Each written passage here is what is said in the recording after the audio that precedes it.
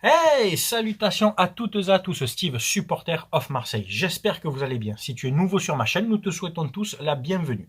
On va débriefer ce match ensemble. Strasbourg, Olympique de Marseille, 18e journée de Ligue 1 Uber Eats, victoire 2-0 de nos Olympiens là-bas à la Méno.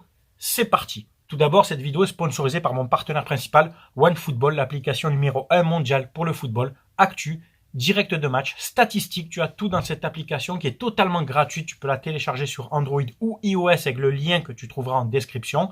Et à chaque fois que je parle de OneFootball, 10 € sont reversés aux deux associations que je représente, les Petites Sœurs des Pauvres et Sourire à la Vie. Tu peux personnaliser cette application avec là où les équipes que tu veux suivre et tu auras du streaming légal sur cette application de certains championnats d'Amérique centrale, d'Asie ou d'Europe et même de Conference League. N'oubliez pas la gamme de vêtements hiver, la gamme Supporter of Marseille. Vous pouvez commander des produits. Tout est expliqué en description par mail avec le mail qui est marqué ou en MP sur Instagram.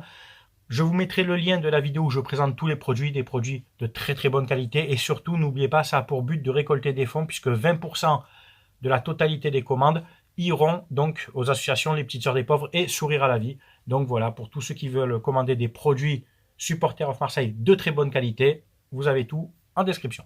Alors, ce match, Sampaoli nous a fait un schéma un peu plus classique. Là, donc Paolo Lopez dans les buts, qui pour moi a fait un bon match très sérieux. Le peu qu'il a eu à faire, il a bien fait. Le jeu au pied, très bon. Et sur sa ligne, impeccable, rien à dire. Serein. On est de plus en plus serein, je trouve, avec Paolo Lopez dans les buts.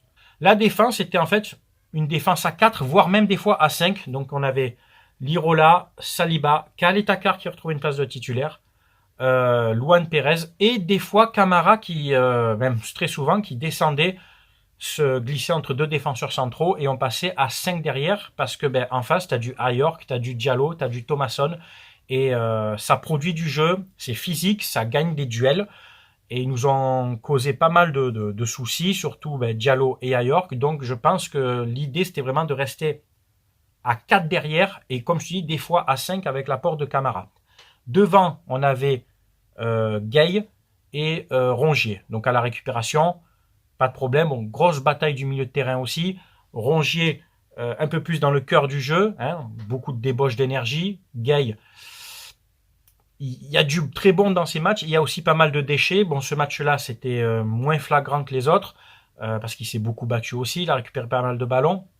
Mais Gay n'a pas ce truc de vraiment se porter directement vers l'avant. Il joue sur les côtés, en retrait, mais au moins, il a fait en sorte de ne pas perdre trop de balles. Et ensuite, après, devant, on avait Payet, Dieng et Luis Enrique.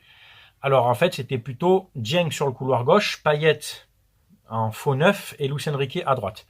Bon, on attaque bien ce match. Les deux équipes se renvoient la balle, on va dire. Ça attaque des deux côtés. Grosse bataille du milieu de terrain. Thomasson, sur d'ailleurs le live de RAF Football, en avant-match, j'ai marqué un commentaire « Attention à Thomasson », qui est un joueur très technique, qui a une bonne vision du jeu. Et alors, Strasbourg ouvre le score, et heureusement, sur un hors-jeu, parce que l'action est très belle, ça part sur le côté droit, il y a un centre, ça revient dans les pieds d'Ayork qui frappe, Paolo Lopez la sort, et c'est Diallo qui marque, mais en position de hors-jeu. Heureusement d'ailleurs. Bon, on finit la mi-temps en tenant quand même. On arrive à tenir ce 0-0. Alors la position de balle, elle s'est rééquilibrée à la fin. On avait un peu plus de position de balle. Mais finalement, sur la fin, en regardant les statistiques, grâce à OneFootball, Strasbourg a eu plus de possession de balle, a gagné plus de duels, globalement, a gagné plus de duels aériens. Et malgré ça, tu vois, on gagne le match. Donc c'est paradoxal avec ce que je te dis d'habitude, qu'il faut réellement gagner plus de duels pour créer du jeu et des occasions. La possession de balle, on le voit, donc tu n'as pas besoin d'avoir 75% comme on voit sur certains matchs et avoir une possession stérile. Là, on a eu réellement que 3-4 occasions et on a été tueur, d'accord. À part Dieng, donc en première mi-temps, qui rentre dans la surface sur ce bon ballon de Payet, qui frappe du gauche, bon, ça passe à côté. Il y a eu cette frappe de Gay qui passe à côté. Mais après, début de deuxième mi-temps, très bon travail de Luis Enrique. Vous savez que j'aime bien ce joueur. Et comme je vous ai dit dans le dernier débrief, il faut lui donner du temps de jeu. Ça a payé. Bon centre, passe D de Luis Enrique et superbe ciseau de Dieng. Magnifique, très beau but de Dieng, qui juste avant avait une occasion aussi où on l'envoie en profondeur. Il fait, tu sais, un passement de jab et il écrase complètement sa frappe.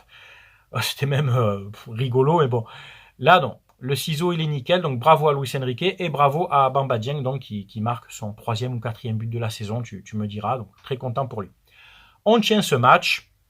Strasbourg nous inquiète peu parce que voilà, défensivement, on est très bon derrière avec Saliba, Caleta-Car, Luan Pérez, Camara qui soutient pas mal, hein, qui était vraiment bas par rapport aux 2 autres milieux de terrain.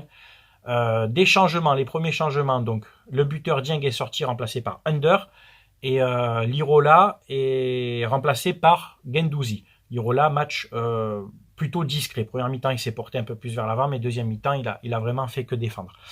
Guendouzi a apporté sa débauche d'énergie et sa projection vers l'avant. Et Under, lui, techniquement, donc, qui est passé à droite et donc c'est Payet qui est passé à gauche, a apporté sa touche technique. Et quelquefois, il aurait pu envoyer en profondeur Luis Enrique, mais il l'a pas fait, tu vois. Et c'est dommage parce que il y a quelques fois, Luis Enrique avait réussi à se démarquer, mais il ne l'a pas fait.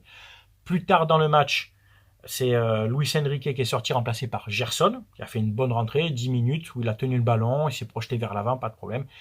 Et le dernier changement, c'est Balerdi qui a remplacé Rongier pour vraiment consolider derrière.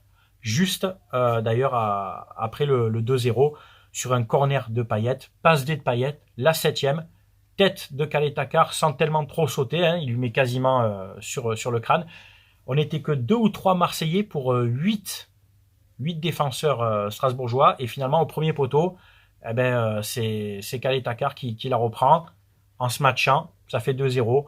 Bon, la messe est dite. Là, enfin, on a pu tuer le match. Comme on dit souvent, on n'arrivait pas à tuer le match. Là, on a tué le match réellement. C'est pas évident de s'imposer là-bas à Strasbourg. On a su le faire. On est deuxième avec 32 points en 17 matchs, puisqu'il y a toujours ce match de Lyon qu'il faudra donc rejouer. Donc, on est pas mal. Dans la moyenne des 2 points par match, il nous en manque que 2. Mais il reste donc la 19e journée où on doit jouer Reims. Si on gagne à domicile, ça fait 3 points de plus, on passe à 35. Et si on gagne, je dis bien, si on gagne ce match contre Lyon, on sera à 38 points en 19 matchs. Donc, et là, on serait dans la moyenne parfaite des 2 points par match. C'est simple, il suffit de gagner le match contre Reims. Et normalement, si je dis pas de bêtises, mathématiquement, on est sûr d'être deuxième à la trêve hivernale. Donc, ça sera pas mal.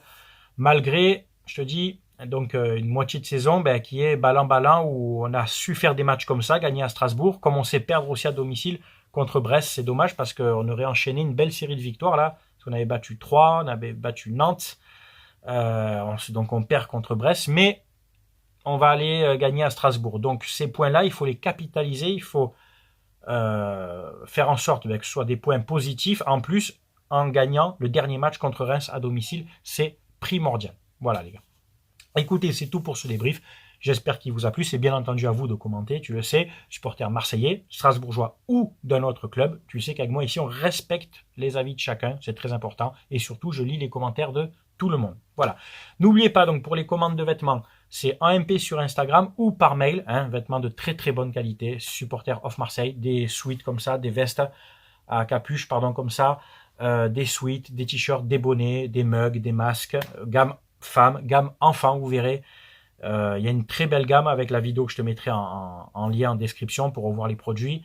Il y a même une gamme provençale, fier d'être provençal, donc pour les provençaux qui me suivent. Voilà, enfin, tout est détaillé, voilà. Merci d'avoir regardé ma vidéo, je vous souhaite une bonne soirée, bonne semaine, portez-vous bien, à très bientôt. C'était Steve, supporter of Marseille. Ciao, ciao.